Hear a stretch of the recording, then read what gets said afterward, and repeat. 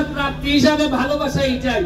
মনে রাখবেন যে যে ঘুষ খায় এটা কি নাই বাবা, এটা তোমার স্কুলের কি সমস্যা?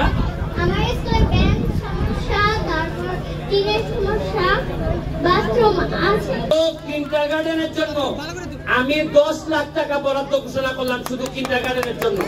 আপনাদের টিন, কারো বাথরুম, কারো থেকে বেঞ্চি লাগে, বেঞ্চ লাগে, কারণ এই বাচ্চা ছেলেটা এ কিন্তু একদিন না একদিন দেখবেন ওরে যদি ভালো করে নারিশ করা যায়, একদিন আপনি চিনে রাখেন এই হয়তো পরবর্তী এমপি হবে, দেখবেন আপনি মাধবপুর। আমার লজ্জা লাগতেছে যে আমি এমন এক এলাকার এমপি, যে আমি কেমন ফকিন্নি এমপি, যে আমার একটা বাচ্চা ছেলে বলতেছে যে এমপি সাহেব টিন নাই, মানে টিন নাই এরকম একটা স্কুলে আমার এলাকার লোকজন পড়াশোনা করে, শুনতেই তো আমার লজ্জা লাগে। খালি 5 তলা 10 তলা বিল্ডিং হইলে মানুষ ধনী হয় না।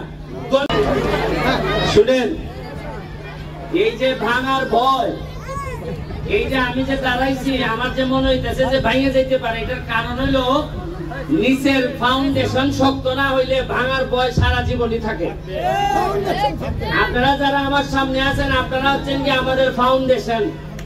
আপনাদের এই বাচ্চারা যদি আপনারা শক্তিশালী হন তাইলে মাধবপুর সারা জীবনই শক্তিশালী থাকবে, এটা ডিপেন্ড করবে আপনাদের উপরে। আমি এমপি হিসাবে আসি নাই, আমি তোমাদের সারা জীবনই সুমন ভাই হিসাবে থাকতে আসছি।